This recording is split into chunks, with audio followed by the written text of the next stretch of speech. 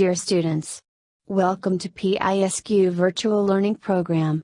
I'm your chemistry teacher with the second lesson of week 8.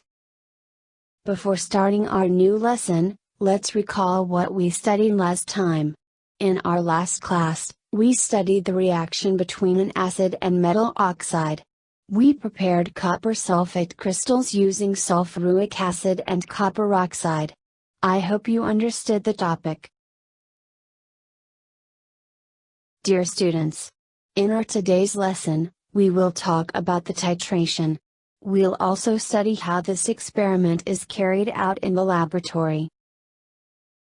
Dear students, we know that when an acid and an alkali react together, salt and water are formed.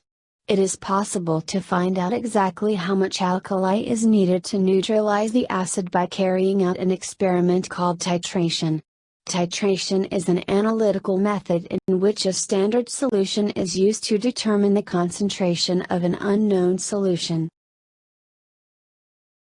To understand this experiment, we'll carry out a neutralization reaction between acid and base.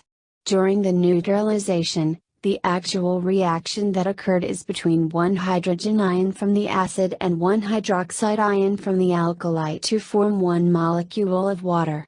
The ionic equation between an acid and an alkali is shown here. Dear students, let's see the titration of strong acid against strong base using phenolphthalein as an indicator. The indicator is a chemical substance that changes its color over a range of pH. Phenolphthalein is colorless in acid whereas it shows pink color in the base. A pipette is used to measure the amount of alkali. The pipette is rinsed with distilled water followed by sodium hydroxide solution. A measured amount of sodium hydroxide is placed in a conical flask.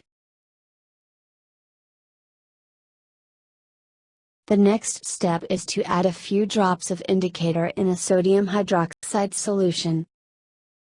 To get accurate results, the burette is rinsed with distilled water and little hydrochloric acid.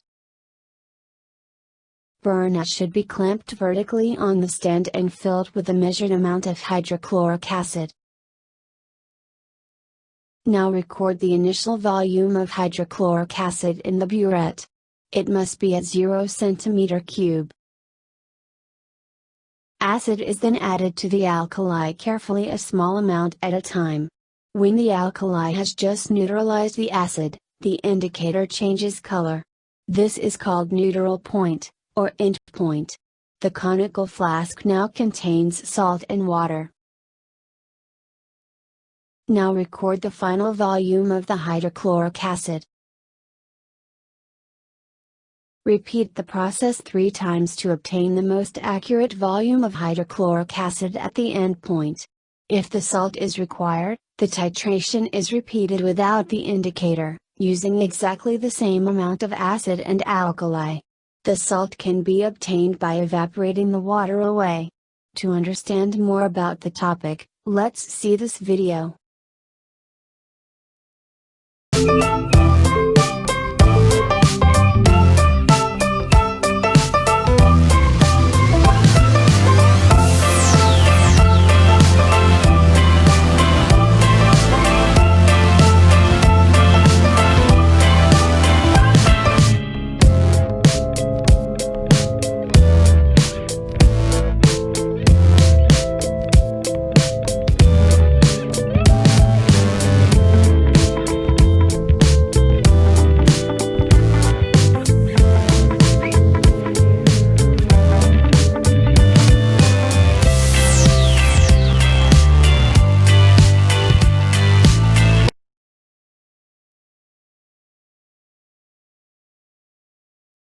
Dear students, I hope you understand the lesson. We studied some new words today. You are required to find their meanings. Words are, universal indicator, phenolphthalein, endpoint, neutral solution. Dear students, let's summarize what we studied today. We studied titration that involves the addition of a known amount of an acid or base to neutralize an unknown amount of acid or base.